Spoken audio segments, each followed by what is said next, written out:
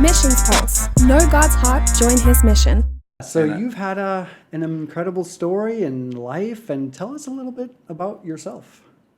Well, I'm someone who attempts to follow Jesus and share the love he gave me and keeps giving me in spite of my mistakes and sins and failings and weaknesses.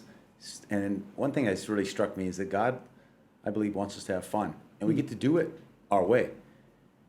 He gives us the mission, but he gives each human the freedom. Do it the way you want to do it. Yeah. Do my work. He gives the commander's intent. Commander's intent is that all would be saved, that all would love each other. That's the overarching goal. Yeah. I think that's one of God's intents. How we act that out, we're given a lot of freedom in that.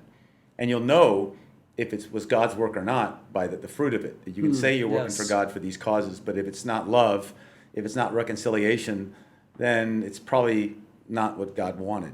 So, first, a follower of Jesus, grateful for the freedom that brings. Son of missionaries who are still alive and going. My dad is 90, my mom's 87. Yeah. They've been here almost 60 years. Wow, that's a legacy story. Yeah, I just was watching football with my dad this morning. Were you? Okay. Yeah. So I go to his house at 2 in the morning. 2 in the morning? He wakes up. We're going to watch football. And then we're on opposite time zones. We work out together. He's 90. He's doing sit-ups, push-ups, doing stuff in between, the plays. That's what we've always done. And I mean, since I was a little kid, he'd drag me out of bed, by my feet if I wasn't quick enough. We're gonna run. We do push-ups, sit-ups, pull-ups, and go running. And as a little missionary kid, he taught me how to hunt, how to shoot when I was 5, how to swim when I was 5. I got my first horse when I was 5. Wow, a lot of things happened when you were 5. Yeah, just kind of the way it worked. Okay. But we lived a life of the frontier in those days, in the 60s in Thailand, as a missionary kid in Thailand. When you say the frontier, you're talking rural areas? Yeah, rural areas that were west of Bangkok. It was called Siam at that time, wasn't it? I'm not sure. Yeah, I can't remember right when at the turning name point. changed. Yeah, the name. I'm not sure. I wasn't old enough to recognize it. Yeah. When you're 5, you're right. looking at geography maps. Right, but it used to be called Siam. Now became Thailand, the land of the free. And I've been very grateful to Thai people who've taught me a lot of inclusiveness, of welcoming, of graciousness, flexibility, love, respect for everybody. And one thing I love about the Thais, they want everybody to win. So if you have a problem or a conflict, they're not looking for, oh, you're right and you're wrong. It's how can we all win from this? Wow. It's a wonderful way of living that I'm grateful to the Thais for. It sounds very much like ecclesia, or the gospel in action, community of the body of Christ, right? Right. We could all learn a little bit of that, I think, right. In our day and age, you particularly Western Christians. Everybody's got something they can share, and you'll know if it's good or bad. You'll feel it, and you'll see it.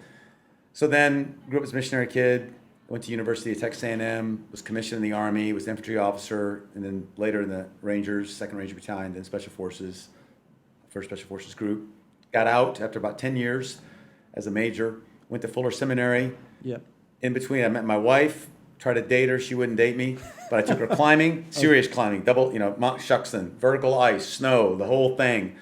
And then eventually she said yes after many attempts. In the middle of that, I was invited by the Wa tribe of Burma, this is 1993 now, to come and help. And so Karen and I got married in Malibu, California on the beach, and then came here and then into Burma, extra legally, through a way the Wa tribes organized because they're in conflict with the Burma army, even though they have a ceasefire. Started working with them in 93. And then the same year saw the attacks that the Karen people and others were under. Was invited to help the Karen in 96, came back to work full-time, met Aung San Suu Kyi in between her period of house arrest in 1996. She asked for prayer, and we started something called the Day of Prayer for Burma.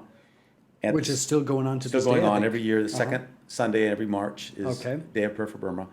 And then at about the same time, in the Karen state, after I came out of Rangoon seeing Suu Kyi, there was a huge offensive in 1997, January, where the Burma Army displaced 500,000 Karen, Karenni, and Shan in a huge offensive. A lot of those people fled to Thailand. Many were internally displaced inside Burma. And I remember going into the jungle to help, thinking, I'll help one person, and they'll be glad, and I'll be glad. I have no other plan. God, help me. And as I went, ethnic people started to join us. So later on, we became what we call the Free Burma Rangers. Missions Pulse. Know God's heart, join his mission. Thank you so much for watching. If you enjoyed that video, leave a comment below. Tell me what you thought. Also, you might want to check out this video here, and honestly, that one's not bad either. Make sure you subscribe to Missions Pulse by clicking the subscribe button right here, and also click that little bell button so you get notified every single time we post a new video.